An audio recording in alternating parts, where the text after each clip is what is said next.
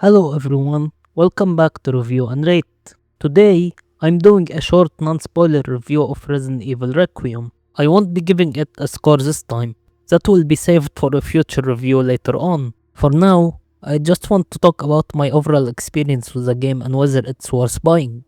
To avoid spoilers completely, I will only be showing simple scenes of Leon and Grace. Honestly, this game is pretty much everything I've wanted from Resident Evil. It feels like a celebration of the entire series, blending elements from different eras in a way that actually works. Even longtime fans will find things to appreciate here. There's a classic style difficulty option that lets you rely on ink ribbons to save, which is a nice touch for fans of the older games. You still don't get fixed camera angles of course, but I like that the option exists. Personally, I hate ink ribbons, so I played on the modern standard difficulty. But I really appreciate that the game lets you choose how you want to experience it. You can also play in either first person or third person with both characters, so the default experience is Leon in third person and Grace in first person. I stuck with that setup.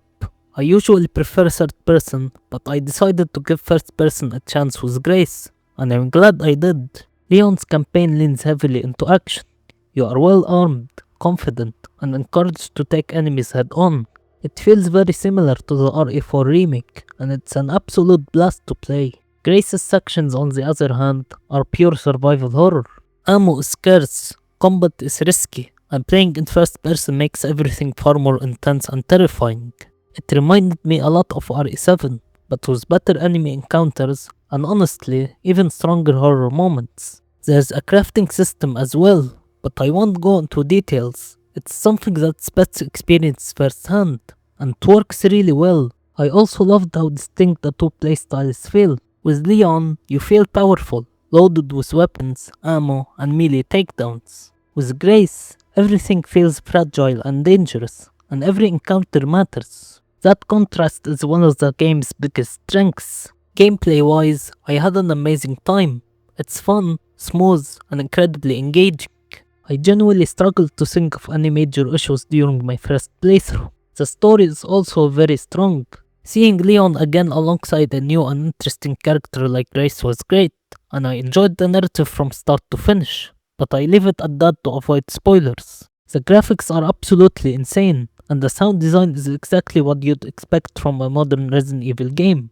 Atmospheric, tense, and incredibly well done. As for replayability, there's definitely a lot here.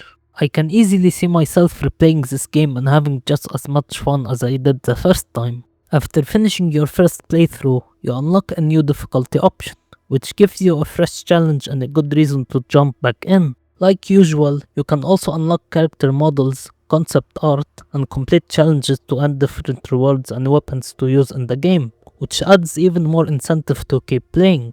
There are no DLCs available at the moment, but I'm honestly very excited to see what kind of DLC Capcom brings to this game in the future.